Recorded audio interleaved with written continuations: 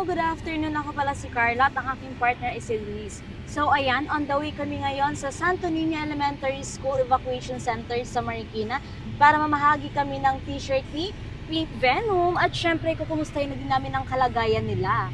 Kaya kami pupunta ngayon sa Santo Niño Elementary School para kamustahin ang kanilang kalagayan or kung may nag-abot na ba sa kanila ng tulong and kamustahin ang kanilang mga bahay-bahay or pakiramdam nila.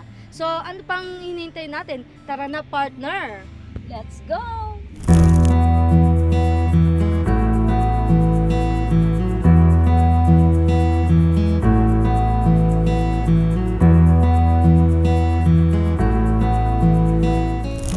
Nakarating na kami sa Santo Niño Elementary School pero sa hindi inaasang pagkakataon, hindi na namin naabutan ng mga evacuees. Kaya nagbabakasakali pa rin kami na puntahan sila at maihatid ang munting tulong namin.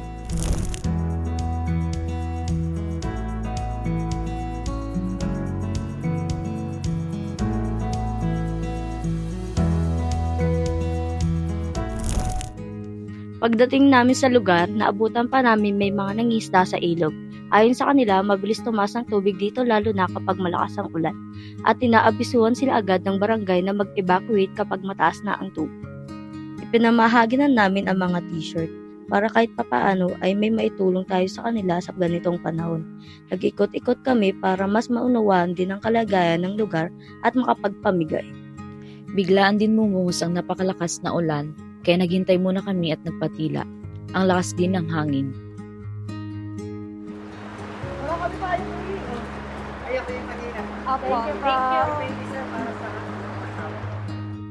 Yan si Kuya kanina. Kahit na malakas ang ulan, ay sinundan kami para ikuha ang asawa at anak niya ng t-shirt.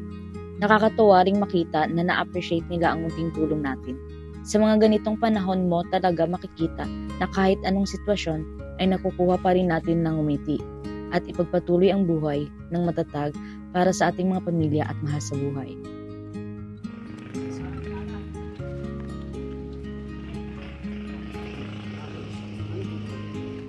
Sticker po ng Pink Venom.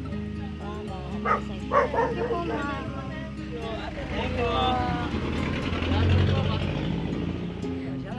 Sige po, sa susunod po pagbalik namin. At dadali ko to sa ano, ayan. Ipit mo. Nakakabahan na naman kami. Kasi po galing kayo ma'am sa evacuation center. So wala na daw po kayo. Ayan. So ingat po kayo kuya.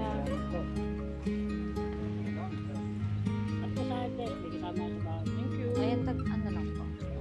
Anong ako? Kasi Kasawa niyo.